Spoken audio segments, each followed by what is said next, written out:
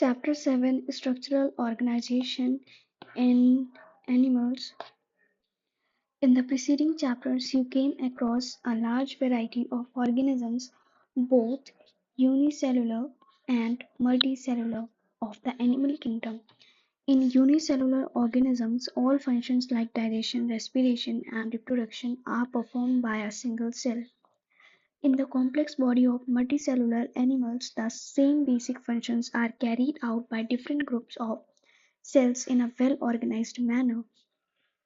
The body of a single simple organism like Hydra is made up of different types of cells, and the number of cells in each type can be in thousands. The human body is composed of billions of cells to perform various functions. How do these cells in the body work together? As you have already learned in your earlier classes, in multicellular animals, a group of similar cells along with intercellular substances perform a specific function. Such an organization is called tissue. You may be surprised to know that all complex animals consist of only four basic types of tissues. These tissues are organized in specific proportion and pattern to form an organ like stomach, lung, heart, and kidney. When two or more organs perform a common function by their physical and or chemical interaction, they together form organ system. Example: digestive system, respiratory system, etc. Cells, tissues, organs, and organ systems split up the work in a way that exhibits division of labor and contribute to the survival of the body as a whole. Organ and organ system. 7.1. The basic tissues, as you have learnt in the earlier classes, organize to form organs which in turn associate to form organ systems in the multicellular organisms. Such an organization is essential for more efficient and better coordinated activities of millions of cells constituting an organism. Each organ in our body is made up of one or more types of tissues. For example, our heart consists of all the four types of tissues, that is epithelial, connective, muscular, and neural. We also notice after some careful study that the complexity in an organ and organ system displays certain discernible trend. This discernible trend is called evolutionary trend. In this chapter, you are being introduced to morphology and anatomy of frog. Morphology refers to the study of form or externally visible features. In case of plants or microbes, the term morphology precisely means only this. In case of animals, this refers to the external appearance of the organs or parts of the body. The word anatomy conventionally is used for the study or morphology of internal organs in the animals. You will learn the morphology and anatomy of frog representing vertebrates.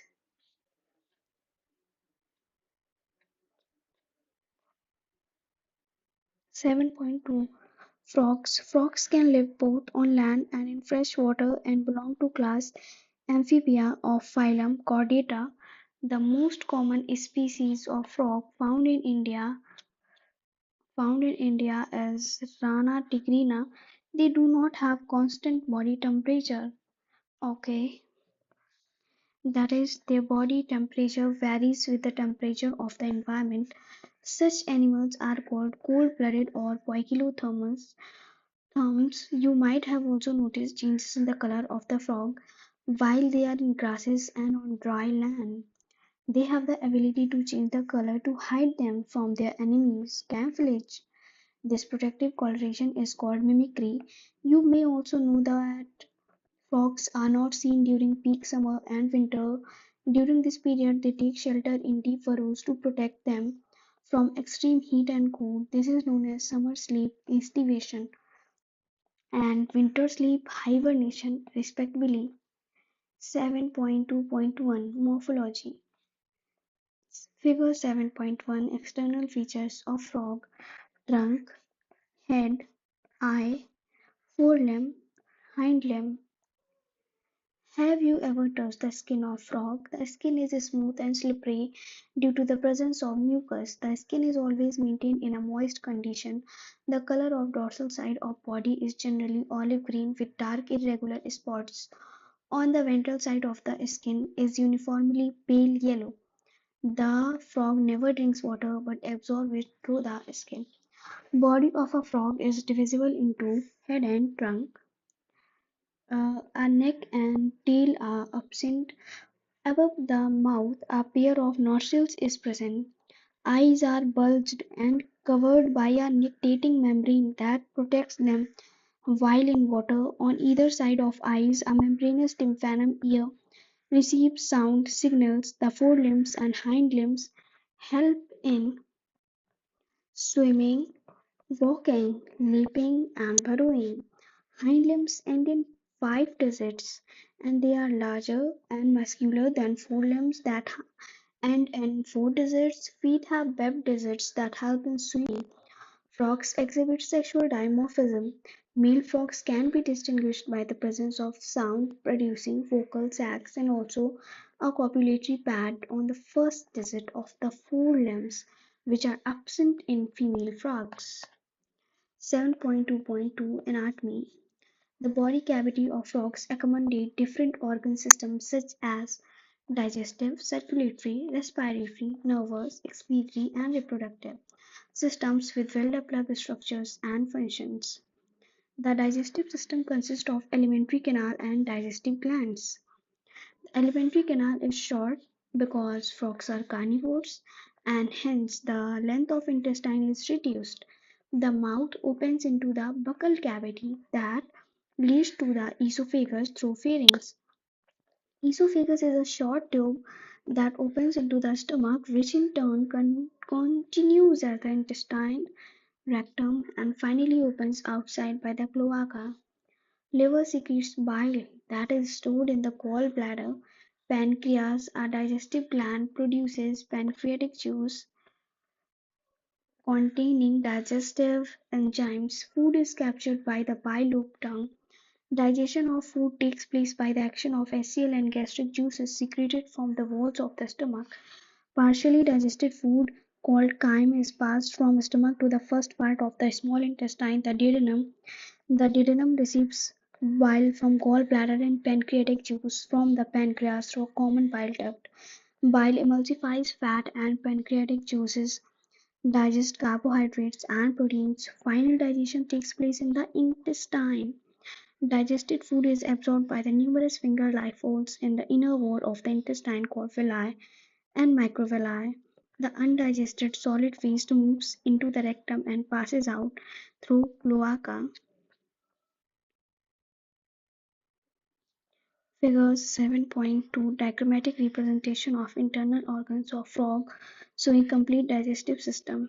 This is heart, esophagus, liver, stomach, intestine, rectum, cloacal aperture, cloaca, urinary bladder, ureter, kidney, fat bodies, lung, gallbladder. Frogs respire on land and in the water by two different methods. In water, skin acts as aquatic respiratory organ, cutaneous respiration. Dissolved oxygen in the water is exchanged through the skin by diffusion. On land, the buccal cavity, skin, and lungs act as the respiratory organs. The respiration by lungs is called pulmonary respiration. The lungs are a pair of elongated pink-colored sac-like structures present in the upper part of the trunk region. Thorax air enters through the nostrils into the buccal cavity and then to lungs. During estivation and hibernation, gaseous exchange takes place through skin. The vascular system of frog is well developed, closed type. Frogs have a lymphatic system also. The blood vascular system involves heart, blood vessels, and blood. The lymphatic system consists of lymph channels, and lymph nodes. Heart is a muscular structure situated in the upper part of the body cavity. It has three chambers, two atria and one ventricle, and is covered by a membrane called pericardium. A triangular structure called sinus venosus joins the right atrium. A triangular structure called sinus venosus joins the right atrium. It receives blood through the major veins called vena cava. The ventricle opens into a sac-like conus arteriosus on the ventral side of the heart. The blood from the heart is carried to all parts of the body by the arteries, arterial system. The veins collect blood from different parts of the body to the heart and form the venous system. Special venous connection between liver and intestine as well as kidney and low parts of the body are present in frogs. The former is called hepatic portal system and the latter is called renal portal system. The blood is composed of plasma and cells. The blood cells are RBC, red blood cells, or erythrocytes, WBC, white blood cells, or leukocytes, and platelets. RBCs are nucleated and contain red color pigment, namely hemoglobin. The lymph is different from blood. It lacks few proteins and RBCs. The blood carries nutrients, gases, and water to the respective sites during circulation. The circulation of blood is achieved by the pumping action of the muscular heart. The elimination of nitrogenous waste is carried out by a well-developed excretory system. The excretory system consists of a pair of kidneys, ureters, cloaca, and urinary bladder. These are compact, dark red, and bean-like structures situated a little posteriorly in the body cavity on both sides of vertebral column. Each kidney is composed of several structural and functional units called uriniferous tubules or nephrons.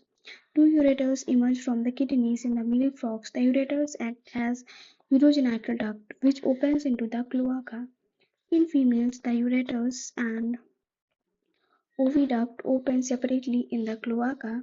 The thin-walled urinary bladder is present ventral to the rectum, which also opens in the cloaca.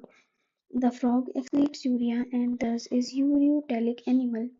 Excretory wastes are carried by blood into the kidney where it is separated and excreted. The system for control and coordination is highly evolved in the frog. It includes both neural system and endocrine glands. The chemical coordination of various organs of the body is achieved by hormones which are secreted by the endocrine glands. The prominent endocrine glands found in frog are pituitary, thyroid, parathyroid, thymus, pineal body, pancreatic islets, adrenals, and gonads. The nervous system is organized into a central nervous system, brain, and spinal cord, a peripheral nervous system, cranial and spinal nerves, and an autonomic nervous system, sympathetic and parasympathetic. There are 10 pairs of cranial nerves arising from the brain. Brain is enclosed in a bony structure called brain box, cranium. The brain is divided into forebrain, midbrain, and hindbrain. Forebrain includes olfactory lobes, paired cerebral hemispheres, and unpaired diencephalon. The midbrain is characterized by a pair of optic lobes. Hindbrain consists of cerebellum and medulla oblongata. The medulla oblongata passes out through the foramen magnum and continues into spinal cord, which is enclosed in the vertebral column. Frog has different types of sense organs, namely organs of touch, sensory papilla, taste buds, smell, nasal epithelium, vision, eyes, and hearing, tympanum with internal ears. Out of these, eyes and internal ears are well organized structures, and the rest are cellular aggregations around nerve endings. Eyes in a frog are a pair of spherical structures situated in the orbit and skull. The simple eyes possessing only one unit. External ear is absent in frogs and only tympanum can be seen externally. The ear is an organ of hearing as well as balancing equilibrium. Frogs have well organized male and female reproductive systems. Male reproductive organs consist of a pair of yellowish ovoid testes, figure 7.3. Male reproductive system: testes, vasa efferentia, adrenal gland, fat bodies, kidney, urogenital duct, rectum, cloaca, cloacal aperture, urinary bladder. which are testes. Male reproductive organs consist of a pair of yellowish ovoid testes, figure 7.3, which are found adhered to the upper part of kidneys by a double fold of peritoneum called mesorchium. Vasa differentia are 10 to 12 in number that arise from testes. They enter the kidneys on their side and open into Widow's canal. Finally, it communicates with the urogenital duct that comes out of the kidneys and opens into the cloaca. The cloaca is a small median chamber that is used to pass fecal matter, urine, and sperms to the exterior. Female reproductive organs includes a pair of ovaries, figure 7.4.